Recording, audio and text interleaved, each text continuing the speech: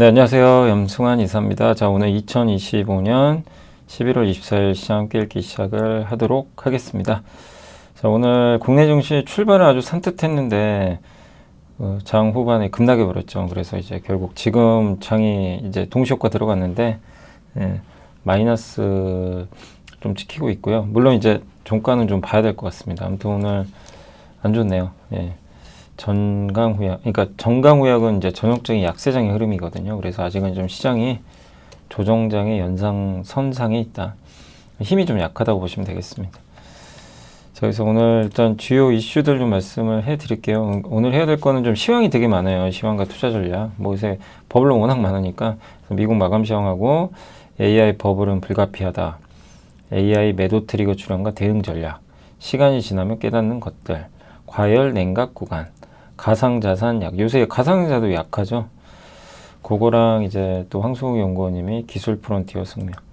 이런 거 보면 또 막 걱정할 건 아닌데 일단 좀 시장이 힘들고 포스코 인터내셔널, 실리콘투, K쇼핑은 백화점, 유통, 오리온, 타이어 업종, 2차 전지는 좀 좋은 뉴스예요. 오늘 뭐 2차 전지가 빠지긴 했지만 리튬 값이 오르고 있고 그 다음에 그 미국 조선 얘기. 증권회사들이 이제 큰 회사 중에 두 개, 한투랑 아마 미래가 IMA라는 새로운 상품이 나옵니다.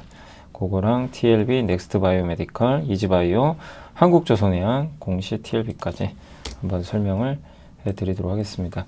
일단 이분이 이제 존 윌리엄스 그 뉴욕 연은 총재입니다. 그래서 연준의 2인자예요. 2인자, 3인자 하는데 이분이 금리 인하를 갑자기 할 수도 있다고 하니까 이제 원래 미국장이 빠지다가 올라버렸죠.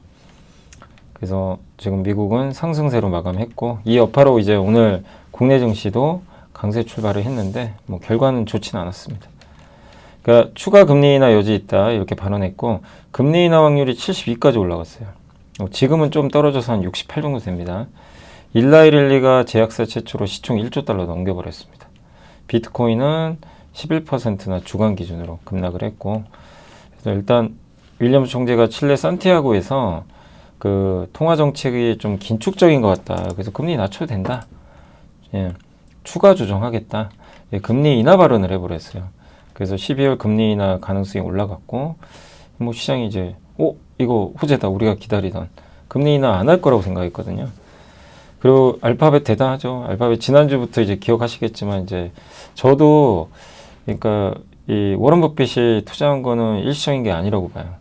저도 주말에 제미나이 3를 많이 가지고 활용을 해봤거든요. 제가 뭐 강연회가 좀 많아서 자료를 만드는데 써보세요. 제미나이를 저는 적극 추천드립니다. 저 이제 챗GPT를 안 쓰게 돼요 지금. 제미나이 3로 저도 넘어갔습니다. 아무튼 그냥 레벨이 달라진 것 같아요. 이따가 제가 왜 이런 얘기를 하는지 한번 설명해 드릴게요. 그리고 이제 금리 인하가 분명히 이루어져야 한다면 이는 다음 고용 보고서에서 달려 있을 것이며 사람들이 금리 인하를 확신하게 하려면 그러니까 금리 인하가 근데 가능하려면 고용이 안 좋아야 된다는 얘기죠.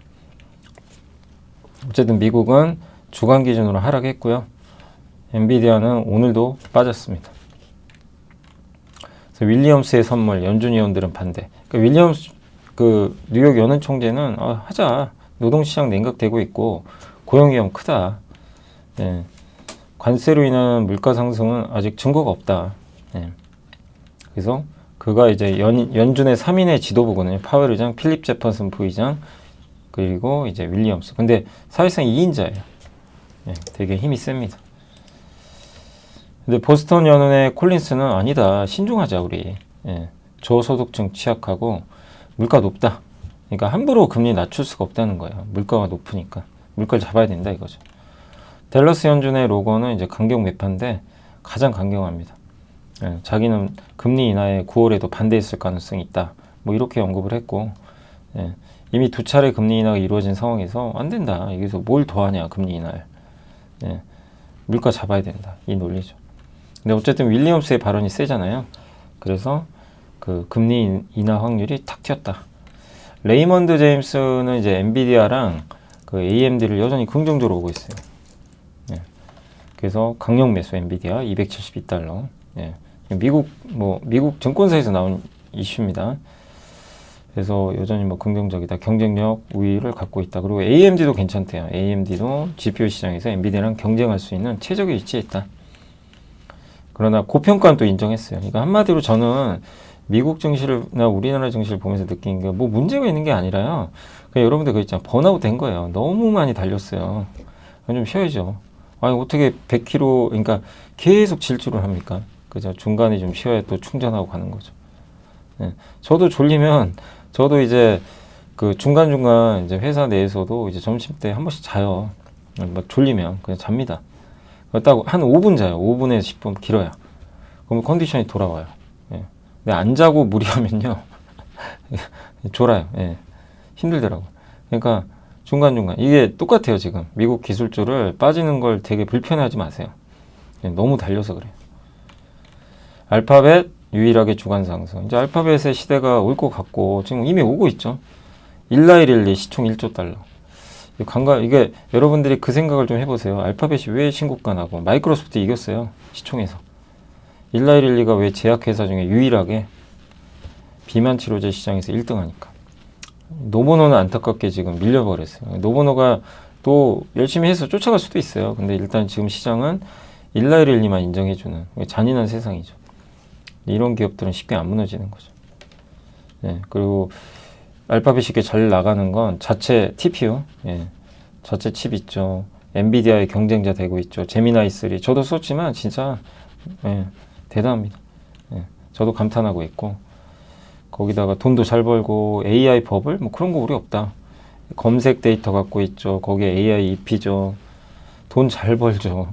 예, 평가도 좋죠. 유튜브 대단하죠. 미시간대 소비자 심리 지수는 좀 개선됐습니다. 소비 심리는 조금 나아지고 있습니다. 인플레이션 전망도 좀 떨어졌고 이건 좋은 뉴스죠. 근데 요 정도 하락한다고 뭐가 바뀌는 건 아니지만 조금 이제 시장에 안도감을 줬습니다. 알파벳 급등했고 엔비디아는 조금 빠졌고요. 중국의 이제 H200 칩 수출 허가할 거란 미국 정부 얘기가 나왔지만 뭐 공식적인 뉴스는 아닙니다. 마이크론은 반등했고 테슬라 조금 빠졌고요. 뭐 큰 이슈는 없었고 일라이릴리가 제약사 최초로 1조 달러 돌파했습니다. 홈디포는 이제 미국의 그 주택용품 같은 걸 이제 판매하는 회사죠. 그래서 금리 인하 기대감이 작용하면 좋은 건데 주가가 3% 인하 기대감으로 올랐습니다. 자, 이렇게 해서 한번 정리해드리고 이슈는 딱히 없었고 제가 정리한 건 그다음에 이제 보고서를 한번 보여드릴게요. 시황이 되게 많아요. AI 버블은 불가피하다. 하나의 박승희 연구원님은 AI 버블 피할 수가 없대요. 그러니까 AI 투자하고 있는 기업들은 이게 효율적으로 생각하면 이렇게 많이 투자하면 안 돼요. 효율을 따진다면. 근데 그럴 수가 없어요. 왜냐하면 여기서 밀리면 끝. 이건 기업도 마찬가지, 국가도 마찬가지입니다. 그냥 과잉 투자가 돼도 해야 돼요. 내가 안 하면 다른 회사가 할 거거든요. 여러분 같으면 그 뒤처지는 걸 보실 수 있어요. 내가 CEO면. 물론 내가 지금도 돈 잘 벌고 이걸 유지하고 싶으면 할 수도 있겠지만 AI 시대가 오는데 AI 대비를 안 한다? 몇 년 후에 미래가 장담이 안 되는 거죠. 그래서 어쨌든 투자를 늘리니까 특히 오라클 같은 회사는 이제 현금이 주는 거죠. 부채 늘어나고. 메타, 오라클, 알파벳, 아마존이 발표한 회사채 발행 계약 더하면 부채 비율이 45.8까지 올라가는 거예요. 계속 올라가요. 그러니까 시장 우려하는 거예요. 야, 너네 돈도 못 버는데 왜 부채 당겨 쓰냐. 근데 이런 회사채로 조달하는 건 오히려 주주를 위한 선택이다 이렇게 보고 있고 위험한 거는 이렇게 회사채라도 발행할 수 있으면 위험한 게 아니래요. 근데 어떤 시점에서는 회사채를 찍어내도 사주는 사람이 없을 때가 있을 거래요. 그게 위험한 거예요. 저 회사 위험해. 회사채 안 살래. 이렇게 되면 위험하다는 거죠. 지금은 메타든 아마존이든 발행하잖아요. 흥행해요. 서로 사겠다고 난리예요. 채권 내가 사겠다. 회사가 망할 것 같지는 않거든요. 근데 나중에 몇 년 후에는 이제 만약에 채권 발행을 못하는 상황이 발생하면 이제 그건 진짜 위험한 건데 지금은 아니라는 거죠. 그래서 이렇게 투자를 많이 하고 투자하는 걸 멈출 수는 없고 국내 반도체 기업들은 이 수요에 맞춰서 투자를 늘리는 거 당연한 거고요. 우리나라 반도체 기업들도 요즘에 이제 투자 얘기 나오죠. 당연한데 다만 이제 그 시기가 언제냐에 따라 주가의 피크아웃 시점이 좀 달라진다 라고 보시면 되겠습니다. 저는 27년으로 봐요. 27년에 공급이 좀 늘 것 같거든요. 그러니까 내년 하반기부터는 반도체도 한번 이제 잘 관찰을 해야죠. 주가 변동성이 나올 수 있으니까 내년 상반기까지는 뭐 크게 걱정할 건 없습니다. 그 중소형주 사자, 소부장을 좀 좋게 보고 있고요. 그 다음에 이제 주식 전략 관련해서 신한투자의 노동길 연구원님이 쓰신 자료인데, AI 시장의 지금 변동성은 산업의 구조적인 붕괴가 아니라 펀더멘탈, 그냥 뭐 아까 제가 말씀드린 그거랑 똑같아요. 건전한 기술적인 피곤한 거예요. 근데 왜 이렇게 갑자기 피곤해졌냐? 그 전에 안 피곤했냐?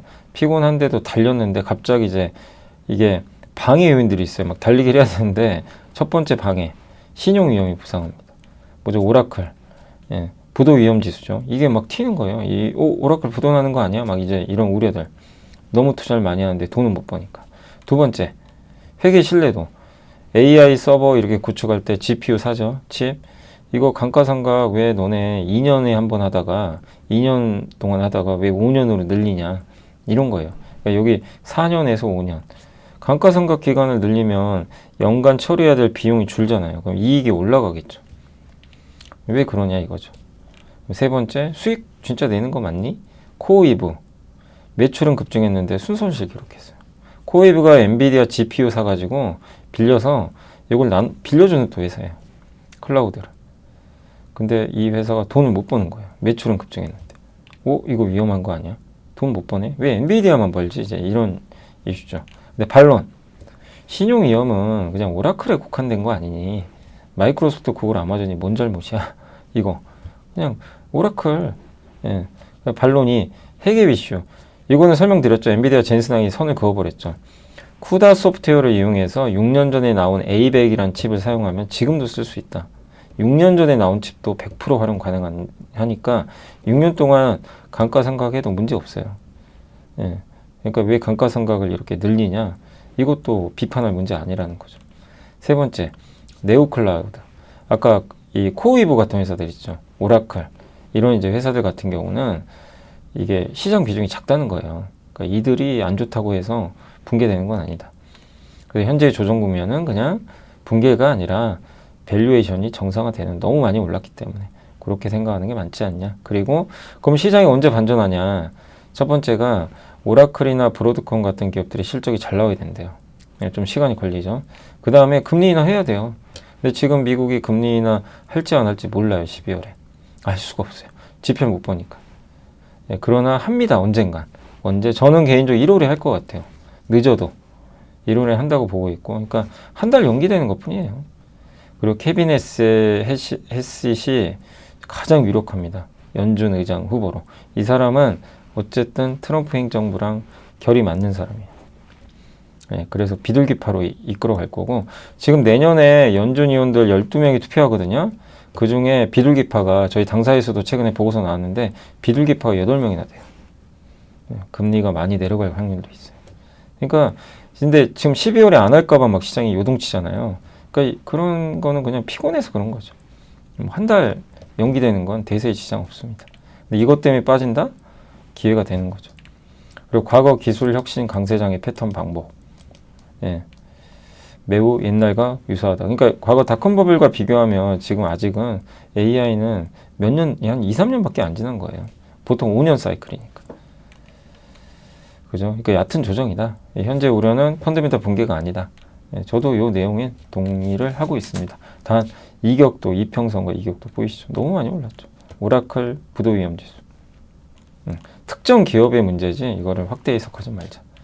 자, 메리츠의 이제 황수 김순우 연구원님은, 자, 닷컴 이제 최근에 무슨 문제가 있었냐면 엔비디아 매출 채권 있죠. 매출 채권은 뭐죠? 그러니까 엔비디아가 GPU를 팔아요. 현금으로 바로 받는 게 아니라 일단 매출 채권으로 받아요. 그리고 한 3개월 후에 예를 들면 마이크로소프트가 돈을 현금을 꽂아주는 거죠. 그럼 매출 채권이 없어지죠. 어음이죠, 어음.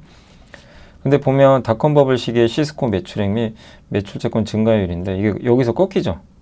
예, 매출 채권 증감률이나 매출액이. 근데 지금도 보면 엔비디아 매출액은 진한 색이거든요. 확 튀었다가 이렇게 지금 그러니까 증감률이에요. 증감률이니까 당연히 증감률은 감소하죠. 이게 뭐 300%로 어떻게 계속 찍어요. 증가가. 이게 마이너스가 문제가 생기지만 여전히 플러스 한 50% 넘어요. 근데 매출 채권도 비슷하게 움직이죠. 매출액과 매출채권 증가율이 비슷하면 크게 문제될 건 없어요. 근데 뭐가 문제가 되냐면 매출액 증가율은 꺾이는데 매출채권이 혼자 그냥 계속 증가하면 이건 좀 문제가 됩니다. 네. 현금 회수가 잘 안 된다는 얘기예요. 닷컴 버블 때 시스코 매출채권 회전일수, 그러니까 회전일수죠. 요게 어쨌든 회전일수가 줄어든다는 건 좀 문제가 있는 거예요. 현금 회수가 안 되는 거예요. 재고자산 회전율도 여기 보시면 재고자산 연한색, 재고자산이 회전이 안 돼요. 재고가 쌓인다는 얘기죠. 근데 지금 엔비디아는 지금 보시면 진한색 선이 매출채권 회전일수. 과거랑 비교하면 큰 문제 없죠. 그죠? 회전일수 이 정도면 큰 문제 없습니다. 예. 근데 여기 이제 여기서 이제 피크아웃 찍고 내려오는 건데 그러니까 매출채권 회전일수 큰 문제 없고요. 재고자산 회전율도 재고자산 회전율은 높을수록 좋죠. 이게 좀 꺾이니까 이게 좀 우려되는 거 아니냐 이럴 수 있는데 아니 이게 너무 높았어요 이게. 그죠? 높은 게 좀 정상화되는 거지 크게 문제될 건 없습니다. 예. 그러니까 이제 이 부분에 대해서는 너무 우려할 필요 없고 근데 이제 매출채권 회전 일수가 이게 너무 늦으면 그러니까 이 일수가 는다는 건 매출채권이 회전이 잘 안 되는 거예요. 오래 걸려요. 그죠? 이게 짧을수록 좋긴 하거든요. 그래서 요게 안정적인데 옛날보다 높긴 하죠. 예, 근데 과거랑 비교해 보면 아주 높은 것도 아니에요. 그러니까 이것만 가지고 뭐 이거 문제 있다 이렇게 볼 수는 없어요. 사실 그러니까 애매한 거죠. 그렇다고 뭐 낮은 것도 아니지만 한마디로 엔비디아 아직은 문제 없습니다. 이렇게 종합해 보면 큰 문제는 없고요. 예, 그래서 여기도 나와 있죠. 예. 1년 전부터 매출채권 증가율이 매출액 증가율보다 높았는데 그럼 1년 전부터 문제 삼아야지 왜 지금 문제 삼냐. 예, 그리고 매출채권 회전일수도 역사의 평균 수준이다. 재고자산 회전율도 상승 추세다. 다만 이번에 재고자산 회전율이 좀 꺾였죠. 이렇게 내려갔는데 요거는 블랙엘 수요에 대응하기 위해서 재고를 먼저 좀 쌓아놓은 거지 큰 문제 없다. 이런 내용입니다. 그래서 너무 우려할 필요는 없고요. 지금은 과열 냉각 구간이다. 이거 한번 보여드렸죠. 저희 당사에서 그림을 그려드린 버블의 조건 스파크 AI 기술이 버블을 만들고 근데 열기가 있어야 되고요. 투기적 심리 그 다음에 돈이 있어 연료 그 다음에 시장의 분위기 공기 이건 정부 정책이죠. 이런 건데 지금 갑자기 두 개가 훼손되고 있어요. AI에 대한 과도한 기대 우리가 너무 기대했나? 이게 돈도 못 버는 회사들 아닌가? 잠깐만 이제 현타가 온 거죠.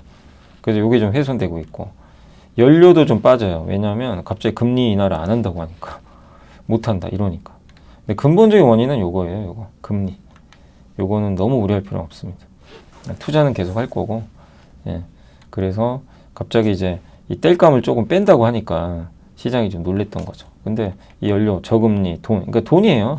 연료는 금리 인하 방향은 안 바뀌었어요. 내년에 금리 인하 할 겁니다. 12월에 안 하면. 그리고 이게 자본 지출, 그 하이퍼스케일러, 뭐 빅테크들의 투자입니다. 엄청 많죠. 그러니까 이렇게 왜 투자를 할까? 우리가 거기에 초점을 맞추라는 거죠. 이러한 투자를 지속할 만큼 AI 투자가 필요하다는 거 아니냐. 단기적인 투자 성과가 안 보인다고 당장 기업이 위험해지는 수준은 아니라는 거죠. 그러니까 투자를 너무 많이 하는 것도 좀 부담은 되지만 안 할 수 없다는 거 계속 좀 반복적으로 말씀드리잖아요. 자, 그리고 이제 가상자산이 요새 좀 약하죠. 근데 그걸 좀 잘 쓰셨는데 올해 가상자산 시장을 견인했던 5가지 축이 첫 번째가 비트코인 반감기. 작년에 4년에 한 번씩 공급이 줄어요. 그 공급 줄면 비트코인 가격 오르죠. 작년이었어요. 반감기 끝났으니까 약세 요인 맞아요. 트럼프 지지율이 떨어져요. 이것도 약세 요인 맞습니다. 그 다음에 이제 이 재무적으로 비트코인을 막 매집하는 기업들이 있잖아요. 마이크로 스트래티지, 비트마인 이런 이제 가상자산으로 재무전략 추진하는 기업들이 매수세가 그동안 증가했는데 너네 재무제표 안 좋은데 너네 돈 없는 거 아니야? 이제 어떻게 살래? 막 이런 우려. 그 다음 미국의 12월 금리 인하 이거는 주식과 똑같죠. 불확실성. 달러가 좀 강해졌어요. 이 5가지가 맞물리니까 비트코인이 급락해 버린 거예요. 근데 여러분도 보시면 다 타당한 이유 맞죠? 비트코인 가격이 떨어지는 건 이상한 게 아니에요. 이 조건이라면. 그죠? 이제 이게 반대로 가면 이제 비트코인 올라가는 거죠. 그러니까 이 원인을 아시면 암호화폐도 해석하기가 용이합니다. 근데 어쨌든 이제 우려되는 게 DAT 기업들, 가상자산, 재무전략 추진. 그러니까 이 마이크로 스트래티지 같은 경우는 전환사채, 우선주 이런 걸로 자금 조달해가지고 막 비트코인 막 사거든요. 그래서 이게 좋을 땐 좋았는데 지금 반대 상황이죠. 비트코인 가격도 급락하고 너네 낼 돈 있냐? 이자도 지급해야 되는데 전환사채 만기가 28년에서 32년까지인데 27년부터 조기 상환 요구 들어올 수도 있어요. 투자자들이 야 27년부터 너 갚아 이럴 수도 있다는 거죠. 우려가 되는 거죠. 얘네 돈 없는 거 아니야? 이런 거죠. 근데 또 주식으로 이게 전환돼요. 전환사채는. 그럼 어떻게 돼요? 주가가 희석되겠죠. 공급이 늘어나니까. 그리고 8에서 10%의 높은 배당 수익률을 약속하고 우선주를 발행을 하고 있는데 이게 무조건 이거를 지급해야 되는 의무는 또 없대요. 이거 지급 안 한다고 해서 뭐 부도가 나는 것도 아니고 무조건 현금 배당 명시하지 않고 있다고 합니다. 근데 주주들 입장이 좀 짜증 나는 거죠. 예. 그죠? 그 우선주 배당은 위원회에 또 동의가 있어야 되는데 이게 이제 미지급 시 배당금이 이연됩니다. 예. 그래서 최대 연 18%까지 지급한다고 하는데, 근데 이런 미지급된 배당금을 마련하기 위해서 회사는 추가로 또 주식을 또 발행을 할 수도 있대요. 이걸 마련하려고 재원 조달. 그럼 또 주식이 또 늘어나요. 주주분들 짜증 나는 거죠. 가상자산은 통상 반감기 후 1년에서 1년 6개월 사이 최고점 경신하고 지금 작년 4월로 제가 기억하거든요. 반감기가. 끝났어요. 이미 반감기는. 그죠? 1년하고 1년 6개월 지났으니까. 그럼 이 패턴이면 맞죠. 지금 조정이. 그죠? 여기 써있네요. 4월 20일. 예, 그럼 이제 가상자산 겨울이 올 가능성도 있다. 이게 이제 암호화폐 가격을 좀 떨어뜨리는 거죠. 거기다 트럼프 지지율. 아까 설명드린 대로. 뭐 그런 내용입니다. 그래서 지금 또 이 기업들은 비트코인 매수 자금을 조달을 해야 되는데 전환사채 우선주 발행해서. 예. 근데 지금 또 자금 시장이 약간 좀 경색돼 있으니까. 예. 그리고 이런 회사들이 만약에 자금 조달할 때 이제 과연 사람들이 투자를 할까? 돈 빌려줄까? 이런 의구심. 예. 근데 반대로 생각해 보세요. 자, 예. 비트코인 반감기 사이클은 뭐 이거 어쩔 수 없어요. 이거는 이제 4년 후에 돌아옵니다. 그러니까 이거는 기대하면 안 되고 트럼프 지지율이 올라간다. 미국의 금리 인하 가능성이 다시 제기된다. 이 두 가지면 비트코인 가격이 오르고요. 그럼 이제 재정 건전성 우려도 좀 완화될 겁니다. 그리고 달러는 반대로 약해지죠. 그래서 여기서 중요한 건 미국이 금리 인하를 해야 되고요. 트럼프 지지율이 올라가야 돼요. 이 두 가지가 지금 당장 아닌데 내년에는 좀 가능하지 않겠냐. 12월까지는 좀 어려울 것 같아요. 그래서 12월까지는 내년 1월에 이제 금리 인하하면 괜찮아지는 거죠. 그러니까 암호화폐도 한 12월까지는 주식과 마찬가지로 지지부진할 가능성이 높아요. 예. 그러나 내년을 보면 또 분위기가 달라질 수 있다. 그러니까 너무 이렇게 암호화폐를 또 이제는 진짜 아닌가? 이렇게까지 생각할 필요는 없습니다. 다만 큰 상승은 저 반감기가 좀 시간이 걸리니까 좀 시간은 걸리겠죠.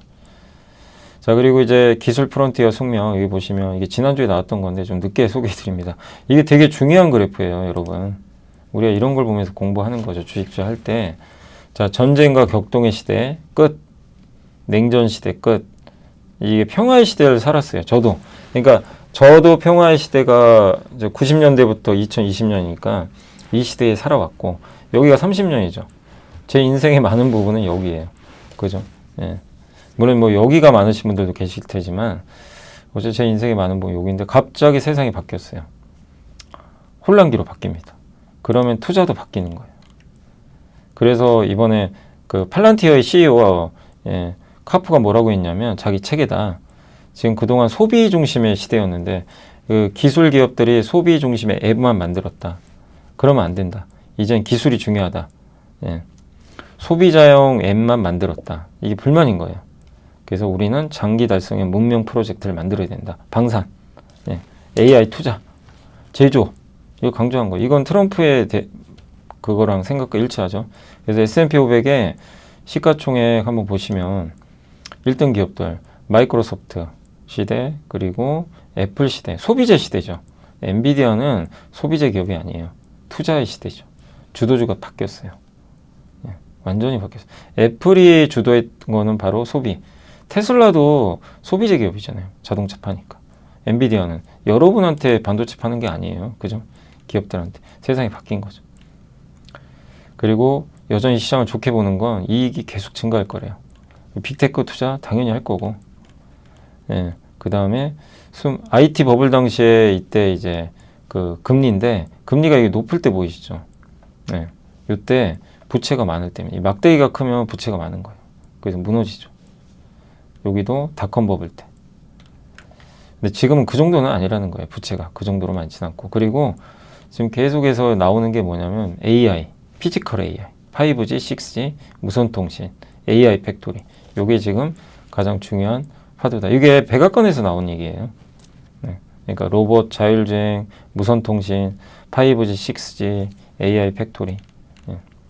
그래서 여기서 이제 제안하는 건 뭐냐면 미국 주식 포트폴리오 제안하셨는데 뭐 여러분들이 다 아는 뭐 반도체 있고 뭐 다 알아요. 반도체, 소프트웨어, 여기까지 전력 인프라 안 보고 좀 새롭게 보이는 게 뭐죠? 저 빨간색 맨 밑에 AI 랜 그러니까 하나의 컴퓨터. 저 노키아가 저거 하고 있잖아요. 그래서 AI 랜은 기지국이죠. 기지국이 하나의 컴퓨터가 되는 거죠. 예.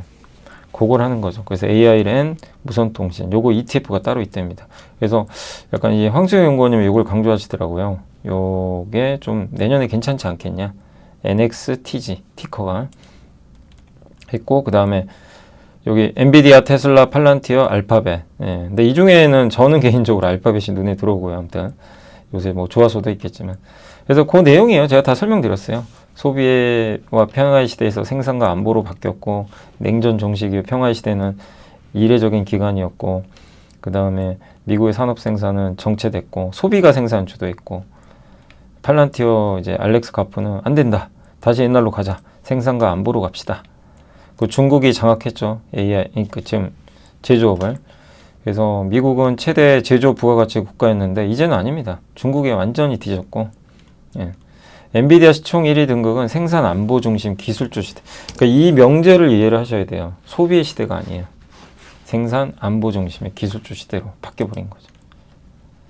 그리고 내년에 S&P 500 지금 8,150 갈 거래요. 이렇게 전망을 해주셨고 이유는 이익이 증가할 거래요. 예.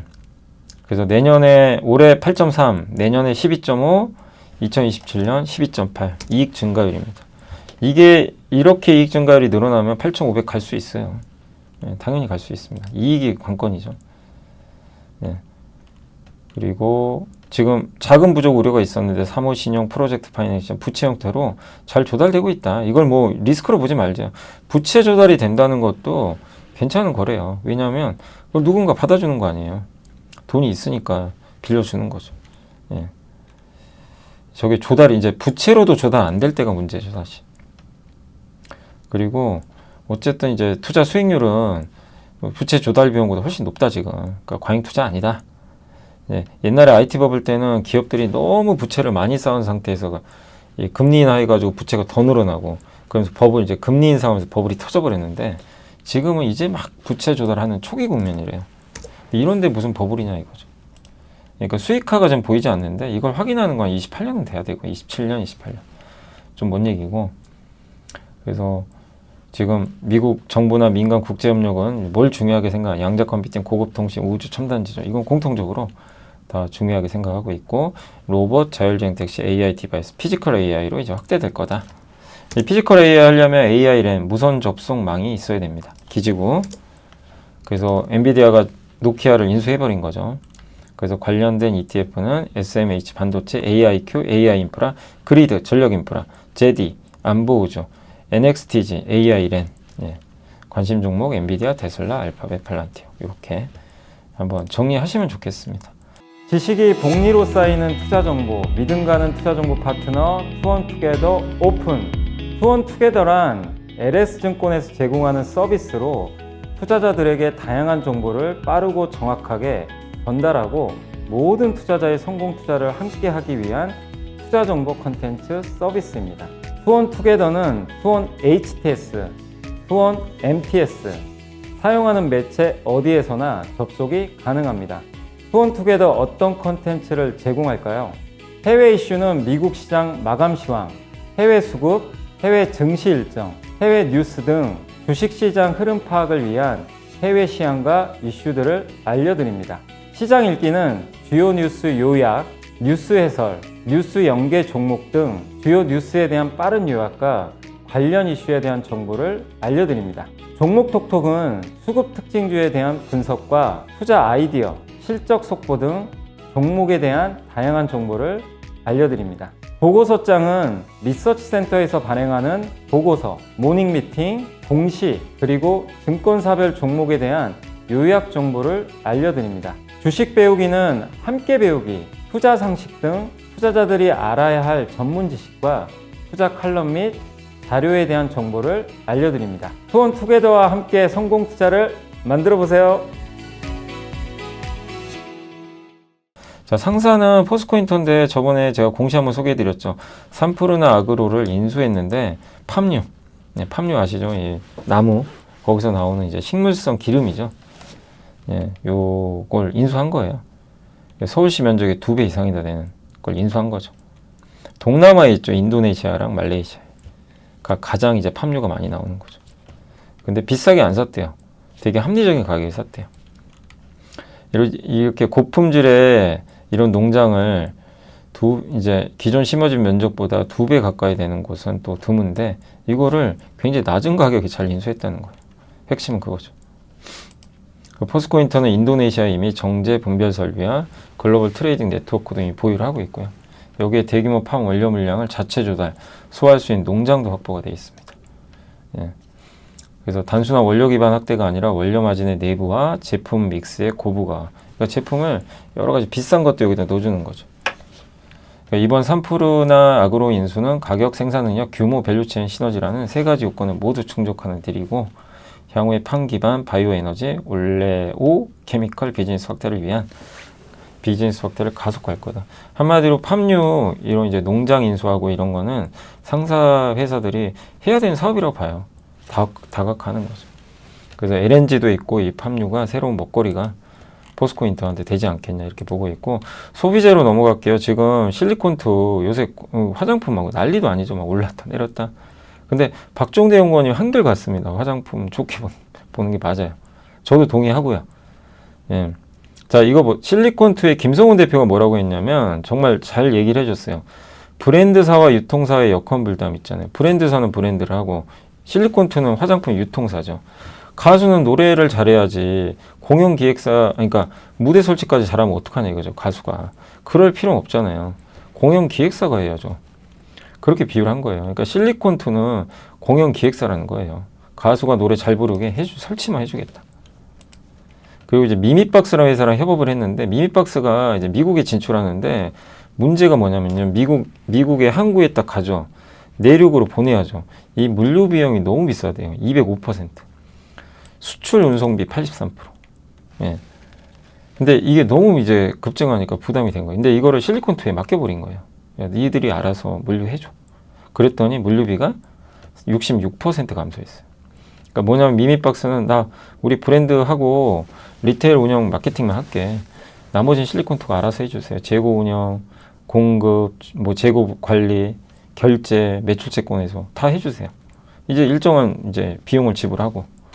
예. 그랬더니 재고 일수 54일 감소, 매출 채권 회수 일수도 10일 감소. 엄청 큰 거죠. 매출 채권 회수 일수가 줄어들수록 좋은 거잖아요. 이게 채권이 회수가 잘 되는 거니까. 예. 리테일 점포 수도, 입점 점포 수도 57% 급증. 실리콘투는 압도적 회사예요. 전 세계 화장품 공급망을 엄청 깔아놨어요. 175개국, 7,000개 고객사로부터 매달 150만 건의 판매 데이터도 확보되어 있죠. 멕시코까지 갑니다. 그리고 원래 스킨케어 중심인데 이제 요즘에 제일 인기 있는 제품이 헤어래요. 헤어를 늘린 거예요. 보세요. 헤어케어. 매출 증가율이 135%. 그리고 과거에는 좀 별로 거래 안 했던 300억 이하의 작은 인디 브랜드도 적극적으로 발굴하고 육성합니다. 닥터 리주얼의 요 제품이 PDRN 크림이라고 하는데 요거 보네. 닥터 리주얼 연어 이제 생식세포 크림이죠. 매출만 250억 넘을 것 같고, 셀리맥스의 네티넬 샷이래 이게 수출 수요 감당을 못한대요. 품귀 현상. 실리콘투가 전략을 바꾼 거죠. 야, 인디 브랜드 우리 같이 하자. 근데 경쟁이 치열합니다. 여기도 예스 아시아 홀딩스, 그레이스 아시아 BNC도 우리 실리콘투처럼 하겠다. 예. 근데 실리콘투는 압도적 선두주자예요. 따라가기 힘들어요. 경쟁 우려는 크지 않다. 그리고 요새 홈쇼핑 채널을 많이 이용한대요. 화장품 회사들이. 그래서 여기에는 이제 코스맥스 같은 기업들이 좋은 거죠. 홈쇼핑 업체들은 수익성이 좋은 정액 방송 한 번 할 때 얼마를 이제 받는 거죠. 비중을 늘리고 있는데, 이로 인해 가격과 같은 정률 방송 체제를 고사. 옛날 브랜드들 있죠. 뭐 애경산업이나 이런 회사들은 정률 방송 체제인데 여기는 정액 방송. 예. 이게 훨씬 더 이제 그 수익성이 좋다고 합니다. 그리고 인디 브랜드에도 막 지분 투자를 해요. 홈쇼핑 회사들이. 근데 화장품 산업에서는 특허는 미투 제품 출시가 너무 빈번해서 특허 자체가 진입 장벽이 안 된대요. 대신에 ODM 회사들이 화장품 만들어주는 특허를 자사의 연구 개발 및 제조 역량을 가시하는 광고 수단을 활용. 야, 우리 이런 특허 갖고 있어. 와. 야, 우리만 만들어줄게. 펌텍 코리아의 그 밤이라 그러나요? 이 용기. 그것도 특허를 갖고 있죠. 아무나 못해요. 이게 무기가 되는 거예요. 근데 브랜드는 안 그래요. 브랜드 회사나 이런 쪽은 특허가 강력한 무기가 안 돼요. 막 미투 제품이 많이 나오는데 ODM과 이런 이제 용기 만드는 회사는 이게 무기가 되는 거죠. 그리고 25년 글로벌 모멘텀 인디 브랜드 시대, 이거 끝난 거 아닙니다. 근데 여기서 이제 박종대 연구원이 이제 얘기하신 건 뭐냐면 시총이 커져야 된대요. 우리나라 화장품에서 시총이 너무 작대요. APR이 8.9조인데 이거 가지고는 안 된대요. 더 커야 된대요. 그러니까 다 전반적으로. 화장품 ODM 코스맥스도 시총이 얼마 안 돼요. 커져야 된다는 얘기죠. 그래야 대접을 받아요. 이게 시총이 작으면 너무 흔들려요. 조그만 뭐 악재만 나와도. 그래서 그 내년에 주목할 기업은 요겁니다. 지금은 아니고 구다이 글로벌. 요게 정말 유명한 기업이에요. 밑에 뭐 조선미녀나 스킨천사 같은 브랜드 갖고 있는데 비상장인데 내년에 15조 얘기가 나와요. 시총. 그러니까 저런 회사들이 상장하면 화장품의 가치도 전반적으로 올라가지 않겠냐 이렇게 보고 있는 것 같습니다. 자, K쇼핑은 백화점입니다. 코로나19 이후 해외여행 정상화 과정에서 입국자 수 증가율이 관광객의 국내 소비 지출 증가율을 이제 증가하는 시기다. 그러니까 입국자는 많이 늘었는데 소비 지출이 이제 더 늘 시기래요. 그렇게 보고 있습니다. 그리고 전체 입국자 수는 2019년 수준으로 거의 회복이 됐고, 그다음 면세점은 시내 면세점 영업 면적 축소되고 공항 면세는 되게 힘들어요. 왠지 아세요? 혼자 여행을 와요. 자유여행.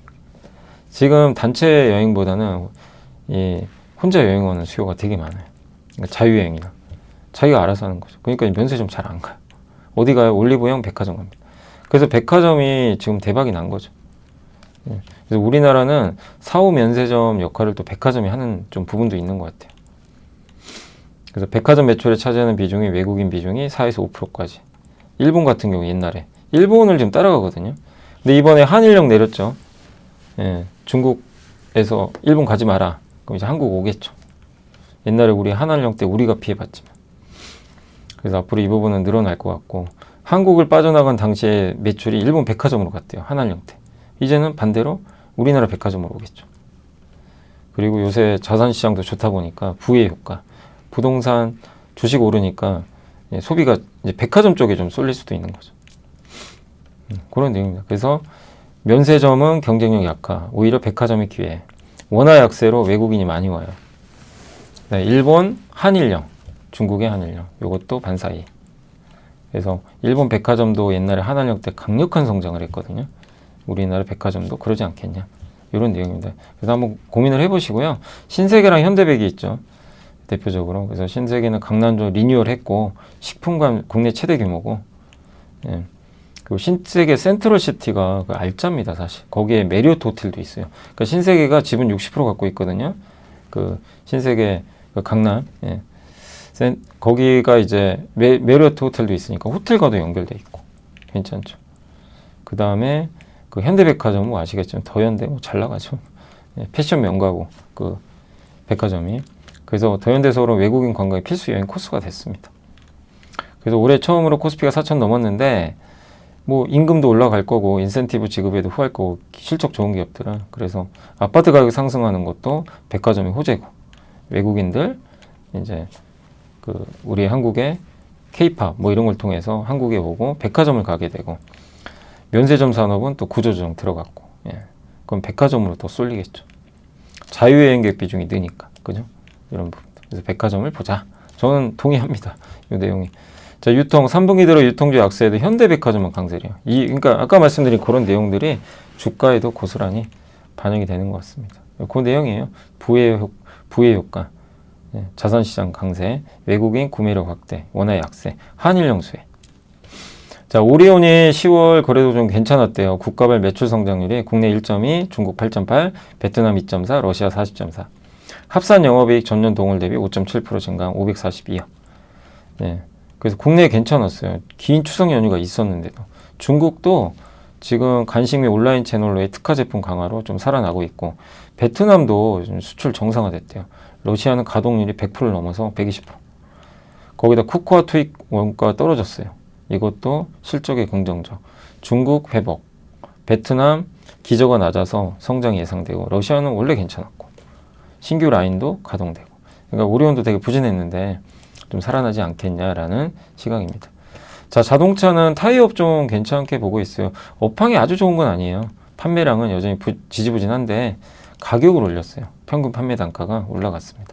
그래서 3분기 실적 괜찮았고, 예, 이 구조는 좀 4분기까지도, 그러니까 물량, 가격, 비용, 물량은 뭐 크게 늘지는 않지만 가격 오르고 비용은 줄어요. 한국타이어, 한원시스템 증자 참여하거나 금호타이어 광주공장 화재, 넥센타이어 미국 공장 없는 거, 이런 악재들은 다 반영됐대요. 실적 구조 지속되고 주가 싸고 괜찮다, 이런 내용이고, 그 다음에 2차 전지도 뉴스인 게 리튬 가격 변동성이 확대되고 있대요. 23년 1월 킬로그램당 66.8달러에서 6월 그러니까 23년도에 얼마나 뜨거운지 아시겠죠? 그때 리튬 값이 66달러였어요. 근데 올해 6월에 8달러. 거의 10분의 1 통이 나니 뭐 주가가 곤두박질 치는 거죠. 근데 다시 12.8까지 올랐대요.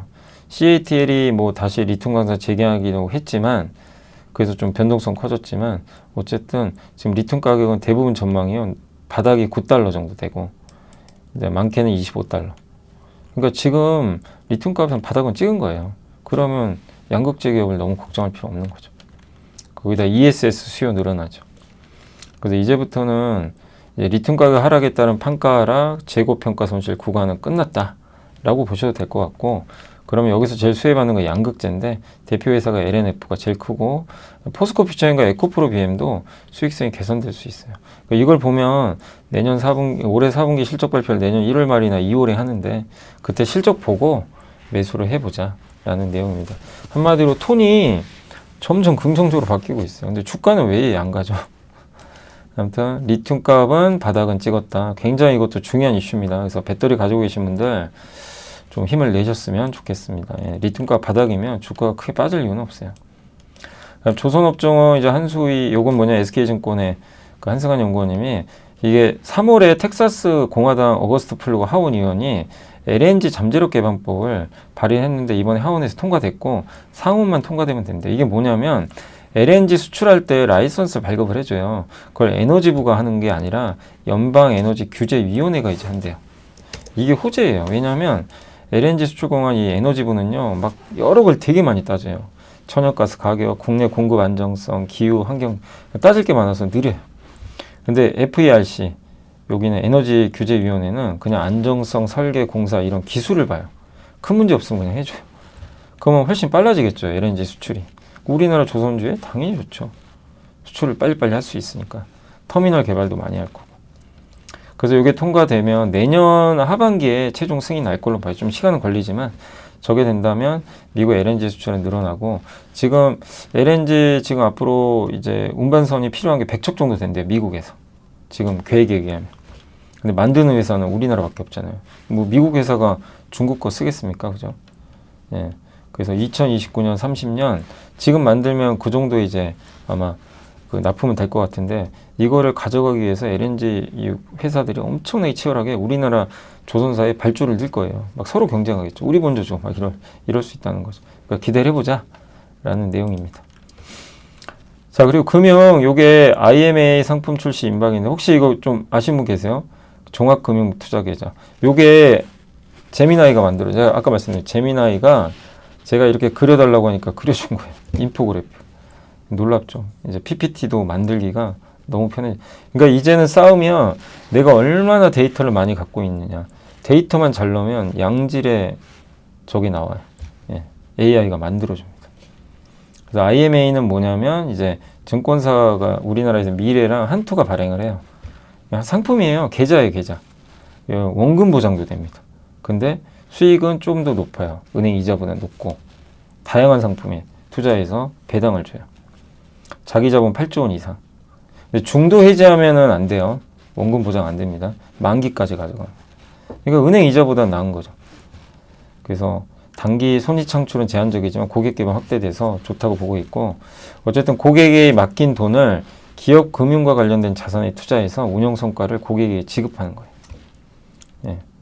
종투사가 원금 보장 의무를 갖고 있습니다. 만기까지만 보유하시면 지급은 되고요. 원금, 최소 원금은 보장해 준다는 거죠. 그래서 요거예요. 앞으로 나올 상품이 이렇게 돼 있대요.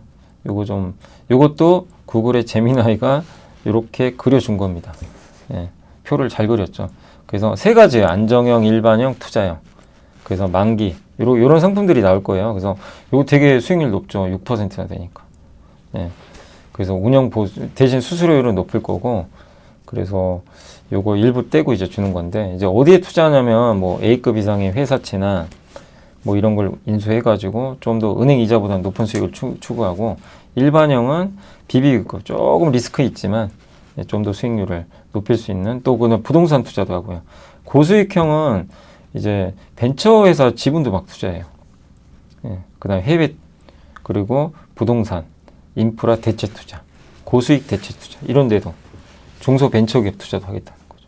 이렇게 해서 이러면 이 상품이 활성화되잖아요. 그럼 어디가 좋아져요? 코스닥, 벤처가 활성화되겠죠. 그래서 요게 인기를 많이 끌 것 같고, 요런 상품들이 앞으로 나온다고 하니까 참고하시면 좋겠습니다. 자, 그리고 이제 기업하고 어디 갔죠? 기업이 어디 갔죠? 잠시만. 기업이 갑자기 없어져. TLB 아시죠? TLB, 쏘캄 이런 기판 만듭니다.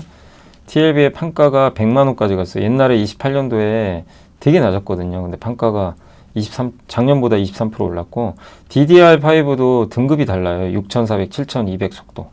요게 비중이 고사양 제품이 51% 절반 넘었어요. 그리고 BVH 공법이라고 해서 뭐 한 2번에서 3번 반복하는 공법이죠. 근데 굉장히 난이도가 높아서 한 2배 비쌉니다. 일반 공법보다. DDR5의 고용량 고속화 추세, eSSD, 그 다음에 CXL, 쏘캄 이런 거 이제 내년에 본격적으로 나오죠. 요 기판 다 만들어줘요. 예, 그리고 내년 초에는 8000, 여기가 얼마죠? 속도가 6400인데 이거보다 더 높은 속도가 또 나옵니다. 판가 또 올라가겠죠. 그 다음에 낸드 기판은 16층에서 20층, 24층으로 늘어나요. 그리고 이미 국내 및 북미 메모리 고객사에 이런 제품들을 납품을 하고 있습니다.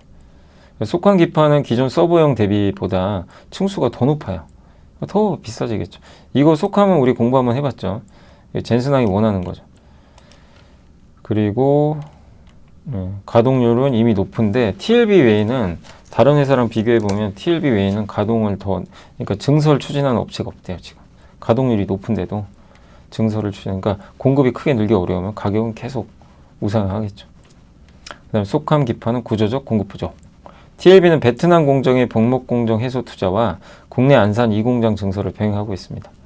내년에 아마 하반기에 가동 예상되고, 이 두 공장을 합산하면 증설이 15% 더 늘어난다고 보시면 될 것 같아요. 그리고 옛날과 다릅니다. 이번 기판의 상승 사이클은 21, 22년도 팬데믹 때는 전 IT 제품이 다 좋았어요, 그냥. 근데 지금은 IT 제품이 다 좋은 게 아니라 서버만 좋은 거예요. 네. 메모리에서도 이게 나눠지는 거죠. 다 좋진 않아요. 그런데 거기에 수혜받는 회사가 TLB라는 거죠. 지금 사이클에선. 그 원자재 가격 급등이 이루어져서 최근에 판가도 이거를 좀 뭐 전가해야 되는데, 그 판가 전가 좀 어렵나 봐요. 그래서 수익성 둔화 우려는 존재하지만, 그래도 워낙 수요가 많으니까 그 부분은 크게 우려할 필요는 없지 않나 싶고요. 어쨌든 서버 중심, 그 다음에 제한된 생산 능력, 공급 부족, 판가 상승, 최근 주가 조정은 비중 확대 기회다. 보시면 요게 파란색 선이 고부가 가치 제품입니다. 엄청 올라가죠. 비중이 튀었죠. 그리고 기판 업체들의 영업이익률 중에 TLB가 압도적 1위에요. 해성 DS가 그 다음 다 낮죠. 예. 넥스트 바이오메디컬은 아시죠? 퇴행성 관절염 치료제 만드는 제품이죠. 그래서 이게 전 세계 인구가 6억 명이 골관절염을 앓고 있대요. 특히 나이가 많은 여성분들이 걸려요. 무릎 통증, 막 손, 이런데 걸리는데, 어쨌든 내년 27년 말에 미국에서 허가 받을 걸로 기대하고요. 한국은 이미 허가 받았어요. 그래서 요거 옛날에 많이 한번 설명드렸던 내용이죠. 넥스 파우더는 뭐냐면 내시경 이제 피 나올 때 지혈해 주는 거. 요건 이미 이제 매출이 나오고 있고, 그래서 또 넥스피어 F 같은 경우는 무릎뿐만 아니라 팔꿈치, 손목 등으로 이제 적응증이 확대되고 있다라고 보시면 되겠습니다. 그리고 스포츠 통증, 건염 치료를 위한 뭐 속분해성 혈관 색전 제품인데, 한마디로 분해를 해요, 안에서. 그래서 1년에 2번만 하면 돼요. 비분해성은 되게 오랫동안 막 시술을 해야 돼요. 불편하고. 근데 넥스피어는 좋은 점이 1년에 2번. 네. 효과가 좋은 거죠. 일본에서도 임상했더니 뭐 개선 효과 나왔다. 예. 그리고 앞으로 20개 사이트에서 임상 진행할 예정이고 미국에서 대규모 임상도 개시를 합니다. 그래서 이제 넥스피어 F를 좀 기대해 보자라는 내용입니다. 그래서 실적 전망은 이렇게 나와 있고요. 예, 매출도 앞으로 이렇게 증가할 걸로. 넥스피어 F가 이 갈색입니다. 그래서 27년에 넥스피어 F FDA 승인이 관건인데 국내는 이미 승인이 끝났어요. 예. 그래서 고령화 수혜로 보시면 되겠고, 이지바이오는 물량 성장 전략이고 미국의 축산 및 사료 산업 시장 규모가 동남아 국가 단위랑 비슷해요. 엄청 커요. 근데 여기에 작년에 기억하시죠? 데브닛이라는 미국 사료업체를 인수해 버렸어요. 베트남 돼지 사육들 수가 3,200만 마리인데 아이오와주 하나가 2,400만 마리예요. 그러니까 미국이 엄청 큰 시장이에요.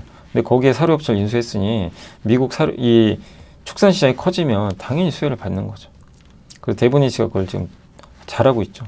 그리고 가격 성장. 그 데브닛 제품은 또 프리미엄 제품들도 일부 있어가지고 가격을 또 약간 높게 받는 제품들도 있다고. 범용도 있지만. 그래서 영업이익률 원래 4%대인데 이번에 6%로 2%포인트 개선됐고, 이지바이오가 12%거든요. 데브니스 인수 전에. 그러니까 계속 점진적으로 영업이익률 끌어올릴 수도 있다는 얘기죠. PER은 4.6배로 저평가. 요게 이렇게 보시면 미국의 데브니스 확장 계약과 주별 사육 두수라고 합니다. 굉장히 많아요. 축산 시장이 커요. 여기 진출했고 이런 데 새로 진출하겠다는 거죠. 그래서 이지바이오 주가도 싸고 내년도의 그림도 기대하자라는 내용입니다. 자, 그래서 이제 오늘 보고서는 다 해드렸고 내용이 사실 좀 긴데 아무튼 최대한 압축적으로 한번 해봤습니다.